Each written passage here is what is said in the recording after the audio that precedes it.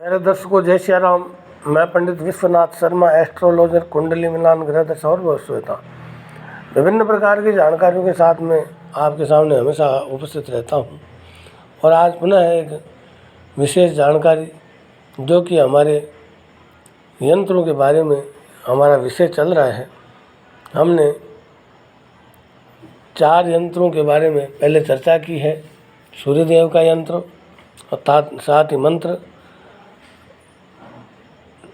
चंद्रमा का मंत्र और यंत्र दोनों, और फिर भौमदेव यानी मंगल देव का यंत्र और मंत्र, और बुध देव का यंत्र और मंत्र।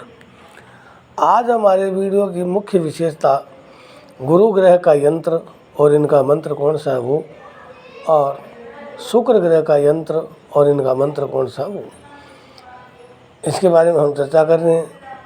मेरे YouTube चैनल को लाइक, शेयर और सब्सक्राइब अवश्य कीजिए साथियों। ग्रह जनित जो भी अरिष्ट होते हैं उनके निवारण के ये अचूक यंत्र माने जाते हैं और अचूक मंत्र भी साथ में बताए गए हैं। पूर्व में भी हमने चर्चा की है कि किस प्रकार से जो इस भूलोक में, पृथ्वीलोक में जन्म धारण करने वाले व्यक्ति जिनका कुंडली से संबंध होता है, इस मृत्युलोक में चर अचर, जड़ चेतन, मूर्त अमूर्त जो भी तत्व हैं, जो नवग्रह जनित किसी भी प्रकार के सम विषम, पोषक शोषक, रश्मि विकर्ण, प्रस्तार, प्रभामंडल जनित जो प्रक्रिया है, उनके शुभ और अशुभ, सुख और दुख आदि के फल ग्रहों के द्वारा हमें मिलते हैं। इनके जो अशुभ प्रभाव हैं उनको दूर करने के लिए कुंडली में यदि हमारे कोई भी ग्रह अशुभ बैठे हों तो उनको प्रसन्न करने के लिए, उनका आशीर्वाद प्राप्त करने के लिए, उनकी अनुकूलता प्राप्त करने के लिए इन यंत्रों का प्रयोग अवश्य किया जाना चाहिए। साथ ही मंत्रों का प्रयोग भी करते हैं। हमारे व्यवसाय पे, जहाँ हमारा उद्योग है, कार्य है, धंधा है, वहाँ पे इनको अपने दीवार के सामने लिखवा सकते हैं। कच्चे दूध और सिंदूर के मिश्रण से इनको लिख सकते हैं। वैसे ही 9 बॉक्स बनाने होते हैं, 9 खाने बना करके। और ये गुरु ग्रह यंत्र जो है वो 27 योग का है। पहले में ऊपर की लाइनों में 10, 5, 12, बीच में 11, 9, 7 और अंतिम 3 लाइनों में 6, 13, 8। इसी क्रम में शुक्र ग्रह यंत्र यदि बनाया जाए तो ये 30 अंकों का बनता है इनका योग। और प्रथम 3 पंक्तियों में, 3 बॉक्स में, प्रथम पंक्ति के तीनों बॉक्स में 11, 6 और 13, द्वितीय तीनों बॉक्स के अंदर 12, 10 और 8, और तीसरी जो पंक्ति है इसके तीनों खानों में 7, 14 और 9। इस प्रकार से ये 30 का योग होता है। आप इनको आड़ा, तिरछा, खड़ा, सीधा कैसे भी जोड़ें, उनका योग समान ही आता है तथा कोई भी अंक दोबारा नहीं आता है। तो हम चर्चा कर रहे हैं आज गुरु ग्रह की, यानी किसी भी महीने के गुरु ग्रह का जो यंत्र है वो कब बनाया जाए। किसी भी महीने के शुक्ल पक्ष के प्रथम गुरुवार को शुभ का मुहूर्त देख करके ऐसे समय में, या शुक्ल पक्ष के गुरु पुष्य योग हो, शुक्ल पक्ष में यदि गुरु पुष्य योग हो तो उस दिवस में भोजपत्र पर अनार की कलम से केसर की स्याही अथवा केसर चंदन की स्याही से लिखना चाहिए। हम पूर्व के जो 4 यंत्र थे उनके निर्माण में अष्टगंध का प्रयोग करने के लिए कह रहे थे। आज हम केवल ये बृहस्पति देव के बारे में चर्चा कर रहे हैं और इनका यंत्र यदि लिखा जाए तो वो केसर चंदन से लिखा जाए या केसर की स्याही से लिखा जाए।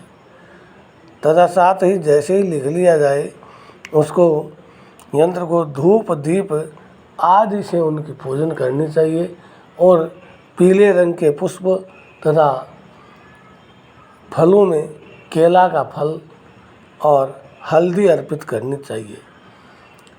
और इसी क्रम में हमें अर्पित करने के साथ ही उस समय हमें इनका जो मंत्र है वो बहुत ही सटीक गणनायुक्त शास्त्रोक्त मंत्र है।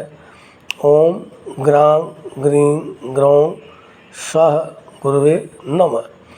ओम ग्रां ग्रीं ग्रौं सह गुरुवे नमः। इस मंत्र का आप कम से कम 11 बार और अधिकतम 108 बार जाप करें और इस यंत्र को आप धारण करें, अपने गले में रखें, पूजा स्थल में रखें, कहीं पर भी आप रख सकते हैं।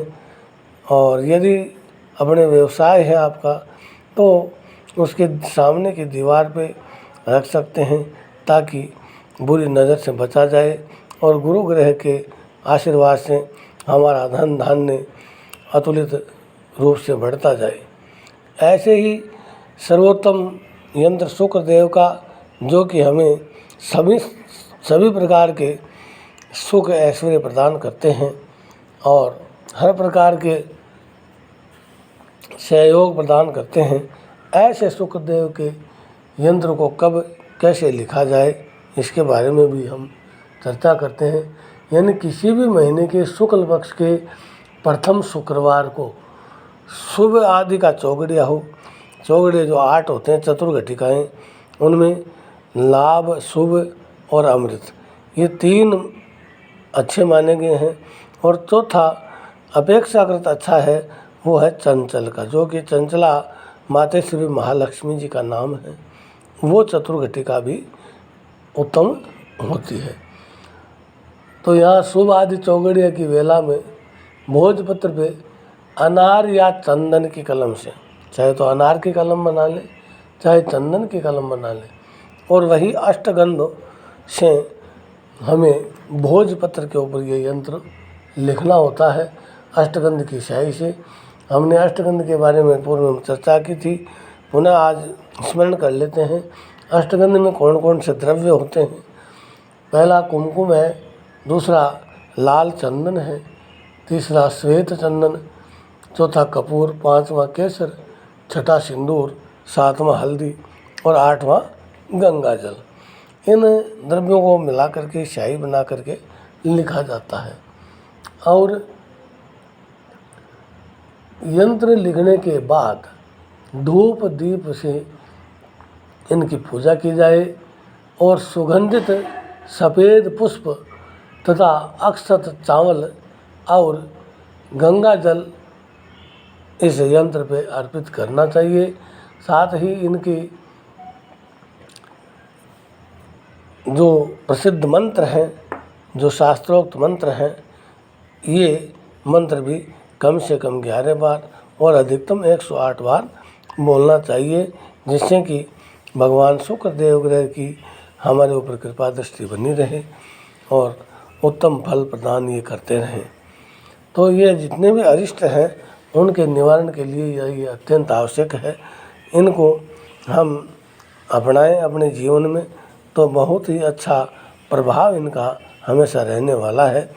और फिर भी हम जो है कई बार इन केवल राशियों के ग्रह गोचर के आदि के चक्कर में ही रह जाते हैं और फिर क्वेरीज आती है, प्रश्न आते हैं कि गुरुजी ऐसा नहीं हुआ, ऐसा करने से हुआ तो नहीं, क्या किया जाए। तो साथ में आप इन यंत्रों का और जो बीज मंत्र इनके दिए गए हैं, जो इनके शास्त्रोक्त मंत्र दिए हैं, इन मंत्रों का आप उच्चारण कीजिए, बहुत ही अच्छा आपको लाभ मिलेगा, भगवान का आशीर्वाद आपको मिलेगा। ये हम चर्चा कर रहे हैं कि किस धातु में धारण किया जाए, किस धातु में इस यंत्र को रखा जाए। तो गुरु यंत्र को पीले रंग के वस्त्र में अथवा सोने के ताबीज़ में रख करके धारण करना चाहिए।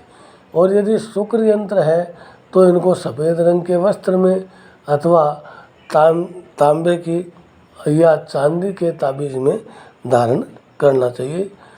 और धारण करके गंगा जल से शुद्ध करके और हम उसको अपने जहाँ भी अपना उत्तम पूजा स्थल हो और या जो है अपने व्यवसाय का स्थल जहाँ पे हम अलमारी वगैरह हम रखते हैं, जहाँ भगवान की मातेश्वरी की पूजा करते हैं, ऐसे स्थान पर रख सकते हैं। तो ये विभिन्न प्रकार की जानकारियाँ हैं।